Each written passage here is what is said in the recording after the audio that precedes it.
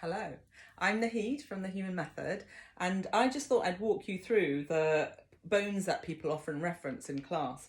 So when people talk about your sit bones, for instance, are you really clear about where they are? So I'm going to just walk you through from pelvis up to the skull.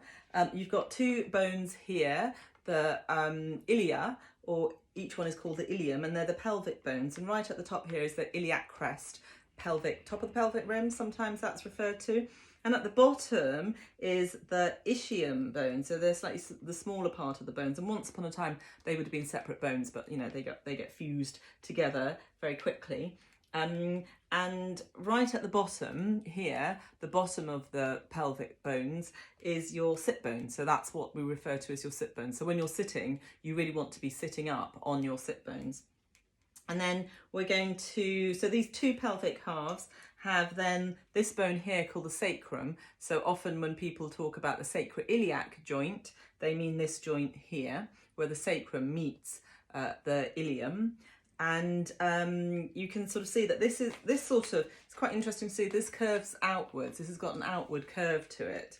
And right at the bottom of it is the tailbone, and the tailbone's never on the ground when you're lying down. So can you see that it curls inwards? That's why when you hear the cue curl up through the tailbone is quite a good cue, because it's already oriented in the direction to help you curl up.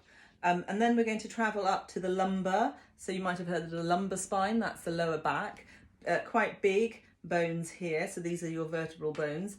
And you've got 5 of these, and in between the vertebral bones are discs. And then movement really feeds those discs. So movement for the spine is super important. And then we go up to T12. So this part of your spine, the sort of mid to upper part of your back, is your thoracic spine. And this is where the ribs are joined to the vertebra. So this is quite, T12 actually is quite an auspicious place, because you've got the diaphragm that attaches to the inside of the ribs, you've got the start of the psoas muscle here, and the psoas muscle actually interdigitates with, or the roots of it interdigitate with, which means weaves into the diaphragm. So that is quite an important a connection, because it means that, if we're sitting down, it's one of the flexor muscles. So if we're sitting down like that a lot, that's going to have an effect on our breathing. And then, we've got the thoracic part of the spine. And so if you see from the side, you've got that curve out, the curve in, the curve out through the thoracic, and the curve in again through the cervical spine. And you've got 7 vertebra through the neck.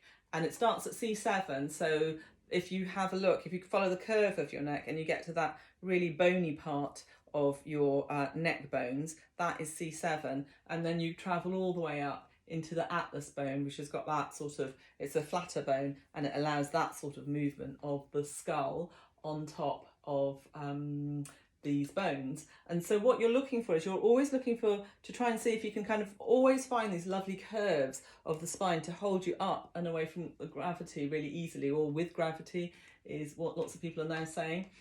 And so I think of the spine as the pelvis, and obviously the sacrum that's wedged in between, and then all of this all the way up into the skull. So the skull is the top of the spine, and the pelvis is the bottom of the spine. That's a really useful thing to think about, because then that really helps you in movement.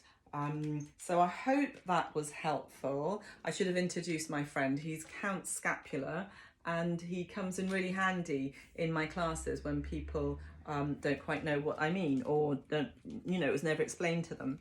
There's your 2 pubic bones here. So that at the front is the pubic bones, and at the back you've got the sit bones, and then the back into the sacrum. Hope that was useful, and I will see you again. Bye bye.